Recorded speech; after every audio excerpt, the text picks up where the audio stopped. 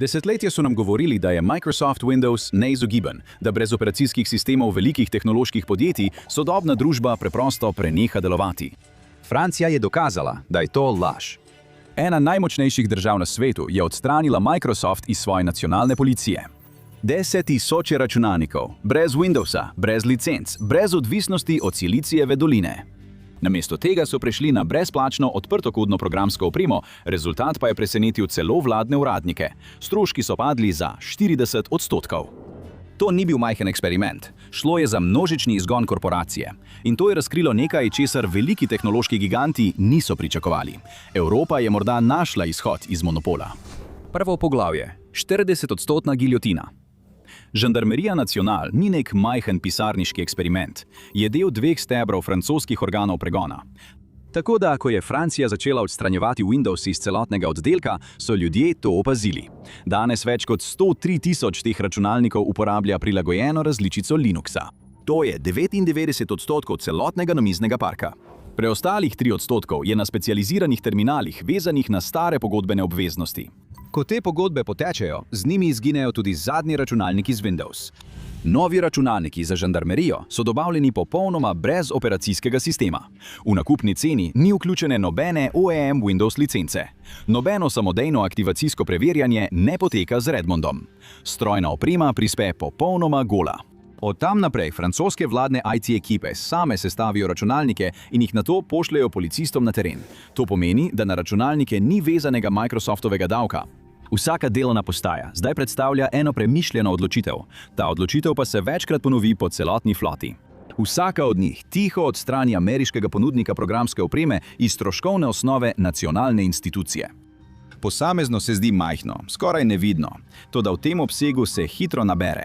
Čiščenje je bilo prav tako previdno. Specializirane aplikacije so bile ponovno napisane, da so delovale na novih računalnikih. IT ekipe so izvajale vzporedne namestitve, da so zagotovile ničelni izpad med prehodom. Vmesnik je bil namenoma ohranjen znan, enak tistemu, ki so ga policisti uporabljali leta. Učna krivulja nikoli ni postala izgovor za upočasnitev stvari. Ena postavka, ena odločitev je pravkar prihranila milijone. Vsako leto se iz proračuna za licence odreže 2,2 milijona dolarjev. Ta znesek je prej šel neposredno iz žepov francoskih davkoplačevalcev v Microsoftov dobiček. Leto za letom, brez vidnega končnega datuma, razen da se je to spremenilo. Skupni znesek so vzeli iz enega najbolj zanesljivih virov prihodkov v Evropi. Zadolženi za nabavo v policiji to opisujejo kot strukturni rez. Kljub obupanim Microsoftovim poskusom pogajanj je bila edina možnost, da odidejo. 40% padec skupnih stroškov lastništva je številka, ki resnično šteje. To zajema vse, od licenciranja in podpornih pogodb do usposabljanja in stroškov uporabe ameriške programske opreme znotraj vladnih prostorov. Delovanje je zdaj cenejše, ponudnik pa je popolnoma izključen iz verige. Notranja poročila kažejo, da ni bilo nobenega dejanskega upada zmogljivosti, ni bilo izmerjenih izpadov in ni bilo padca produktivnosti. V nekaterih primerih so se številke celo izboljšale in Microsoft videli so, kako se je ponavljajoči se vir prihodkov iz ene najbolj varnostno občutljivih institucij v Evropi preprosto izničil. Noben paket popustov v zadnjem trenutku se ni pojavil. Noben višji vodja računov ni priletel iz Seattla. Ko je bila izselitev vidna od zunaj, so notranje ekipe že imele v lasti operacijski sistem. Imeli so v lasti tudi sistem za posodabljanje. Imeli so v lasti celotno verigo orodij za uvajanje od začetka do konca. To pomeni, da je izstop strukturne narave in ne cikličen. Tudi če bi katera prihodnja francoska vlada želela to razveljaviti, je institucionalna moč zdaj popolnoma znotraj žandarmerije. Vsak dolar, ki je prej financiral dobičke delničarjev v Silicijevi dolini, zdaj ostane znotraj francoskih meja. Lekcija, ki jo je Microsoft očitno sprejel, je neprijetna. Francija ni zahtevala boljšega dogovora in to je bil celoten problem. A izkazalo se je, da je denar le polovica zgodbe. Drugo poglavje. Telemetrična črna luknja. Večji razlog je bila uhajanje podatkov, o kateri skoraj nihče ne govori odkrito. Sodobni Windows vključuje vgrajeno telemetrijo, ki zbira diagnostične podatke o napravi, poročila o zrušitvah in podatke o uporabi aplikacij, ki jih je mogoče nato poslati nazaj na strežnike Microsofta. Glavni namen je stabilnost in varnost. Microsoft te sisteme dokumentira v svojih gradivih o zasebnosti, deli prenosa podatkov pa pritegnejo veliko pozornosti.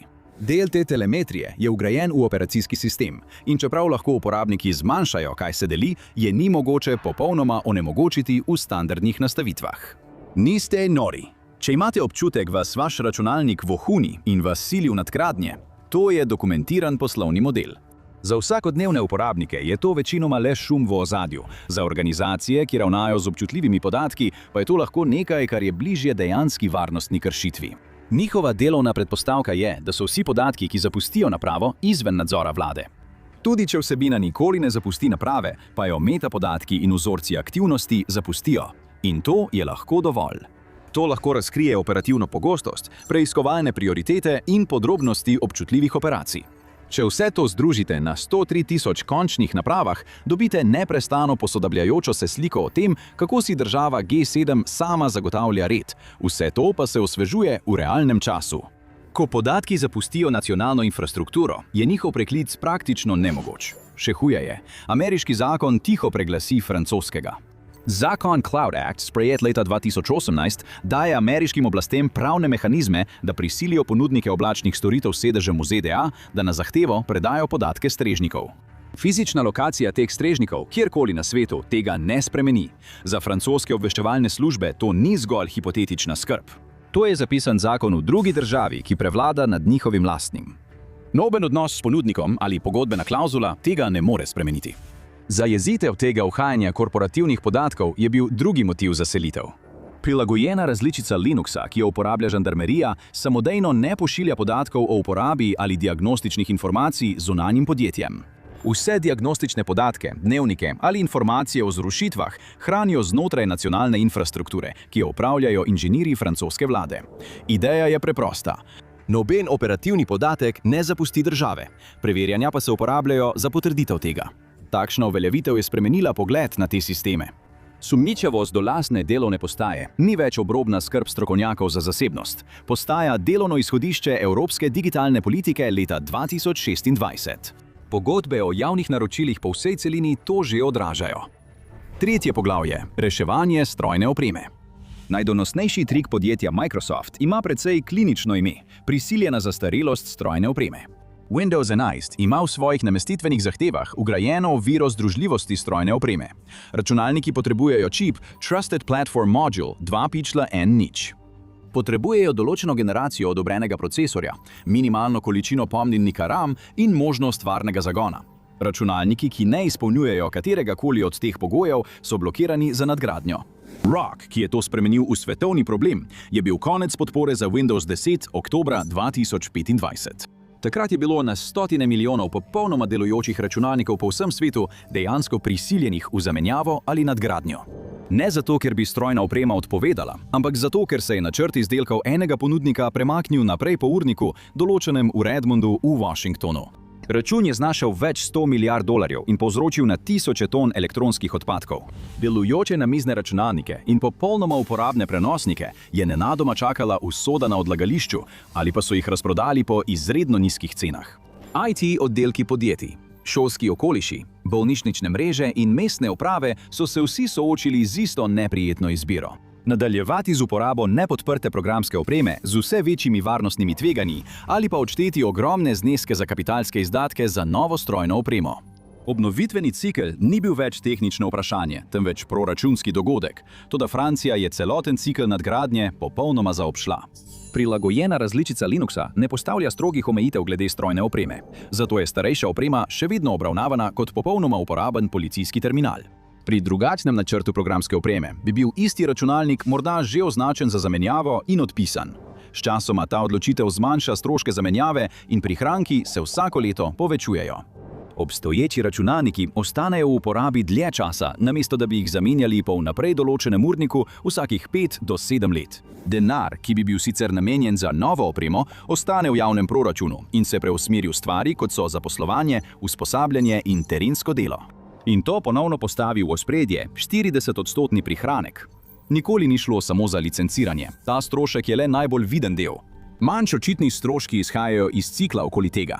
Nenehne posodobitve strojne opreme, pogodbe o nabavi, ponovno usposabljanje uporabnikov, upravljanje z odstranjevanjem in amortizacijskimi načrti. Sčasoma ti dejavniki zaklenejo vlado v časovnice nadgradenj, ne glede na to, ali jih potrebujejo ali ne. Okoljski vpliv izhaja iz tega. Tudi če to ni bil glavni cilj, manj zamenjav pomeni manj emisij zaradi prevoza in manj elektronskih odpadkov. Francija ni sprejela tega pristopa zaradi okoljskih sporočil, vendar naravno zmanjšanje menjave zmanjša ogljični odtis. Če pogledate pobliže, se cikel e-odpadkov začne zdeti kot prodajna taktika. Pravila o združljivosti so del tega, kar ohranja ta cikel. V praksi običajno spodbujajo redne nadgradnje na novejšo strojno opremo po urniku podjetja Microsoft. Rešitev za to ni zgolj teoretična ali omejena na načrtovalne dokumente. To se že izvaja znotraj policije ene izmed glavnih držav skupine G7, kjer uporabljajo sisteme na opremi, ki je Microsoft uradno ne podpira več. Zdaj to opažajo tudi druge države. 4. poglavje. Suverena okužba. Schleswig-Holstein je najbolj severna zvezna dežela v Nemčiji. Na papirju je to precej miren kraj za začetek programske revolucije. To je del razloga, zakaj je večina ljudi zunaj tehnoloških medijev to spregledala. Dežela je pravkar sprožila največji izgon Microsofta, kar jih je Nemčija kdaj videla. Lotili so se 30 tisoč vladnih računalnikov, ki jih uporabljajo javni uslužbenci, sodniki in državna policija. Načrt je, da popolnoma odstranijo celoten Microsoftov sistem. Namesto tega bodo uporabili nabor odprtokodnih orodij Linux. LibreOffice bo skrbel za pisarniško delo. Ostalo bodo prevzeli odprtokodni sistemi za elektronsko pošto in koledar. Njihove naslednje oblačne platforme delujejo na strežnikih, ki se nahajajo znotraj same Nemčije.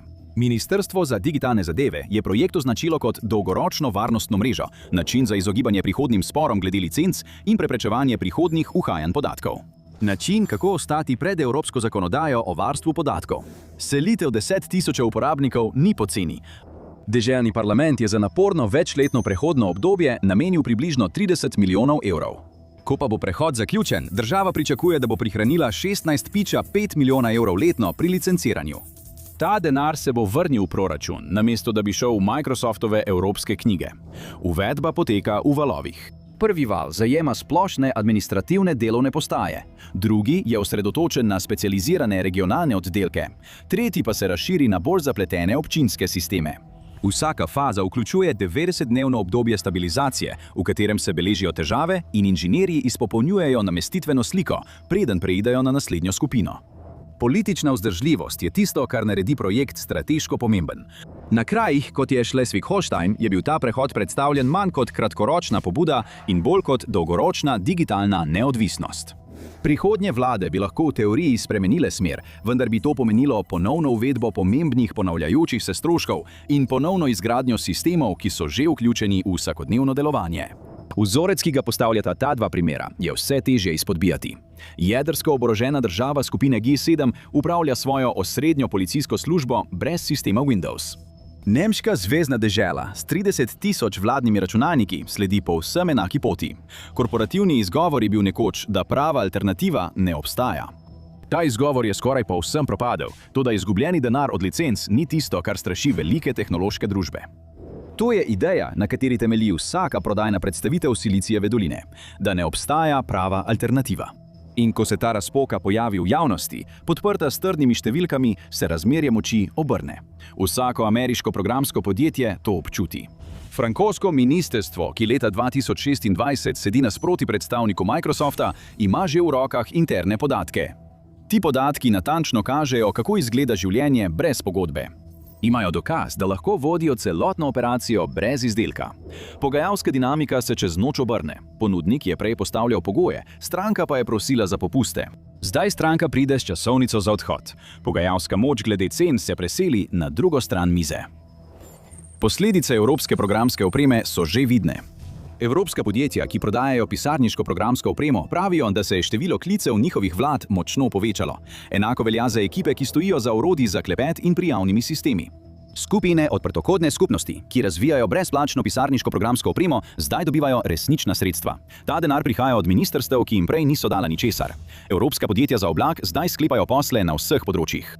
Ti isti posli bi pred 2 letoma šli naravnost ameriškim velikanom. Denar, ki sta ga Francija in Schleswig-Holstein vzela iz Microsofta, ne leži zgolj v banki, temveč se vlaga nazaj v evropska tehnološka podjetja, ki do nedavnega sploh niso mogla priti do pogajalske mize. Zdaj tudi druge evropske prestolnice pozorno spremljajo dogajanje. Nizozemska, Italija, Španija, vse želijo pregledati svoj trenutni sistem. Ta vzorec se še naprej širi. Vsaka od njih doda še eno podatkovno točko na krivuljo. To bo sčasoma pomembno tudi za vaš prenosnik. Lekcija na osebni ravni, ki se skriva v tej operaciji, je precej preprosta. Ista odprtokodna programska oprema, ki jo uporablja nacionalna policija, je prosto dostopna. Vsakdo, ki ima prenosnik in eno prosto popoldne, jo lahko namesti. Ista odpornost na telemetrijo, ki ščiti francoske obveščevalne operacije, ščiti tudi običajno gospodinjstvo. Podaljšanje življenjske dobe strojne opreme, ki je Franciji prihranilo stotine milijonov, posameznemu uporabniku prihrani strošek nakupa novega računalnika. Načrt se enako dobro prilagaja navzdol kot navzgor. Ko vse to združimo, postane jasno, kaj je Franciji uspelo doseči. Finančna poteza, varnostna operacija, politika strojne opreme, vse izvedeno hkrati z eno samo nabavno odločitvijo. Zmanjšanje stroškov za 40% je glavna številka. Potem so še druge koristi. Celovitost obveščevalnih podatkov, daljša življenjska doba strojne opreme, preusmeritev proračuna. Celoten ukrep se krepi skozi več političnih ciklov. Doba neizogibnih programskih monopolov razpada. Francija je na nacionalni ravni prekinila korporativno ujetost. Vsaka druga evropska prestolnica lahko to posnema. Opravičilo za plačevanje Microsoftovega davka je izginilo. To dokazuje, da nočna mora Silicijeve doline ni konkurent, temveč to, da se zaveš, da jih sploh ne potrebuješ. A prava zgodba ni le v napovedih, temveč v sistemih, ki se tiho prepisujejo pod njimi.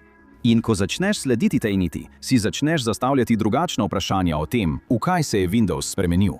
Prehod Francije z operacijskega sistema Windows ni bila le nabavna odločitev, temveč je pokazal, kaj se spremeni, ko prenehaš množično odvisnost od njega. In ko enkrat vidiš ta premik, izdelki podjetja Microsoft začnejo izgledati nekoliko drugače. Izvedite več v videu Nekaj je zelo narobe z Microsoft Windows 11. Ali pa si namesto tega oglejte ta video.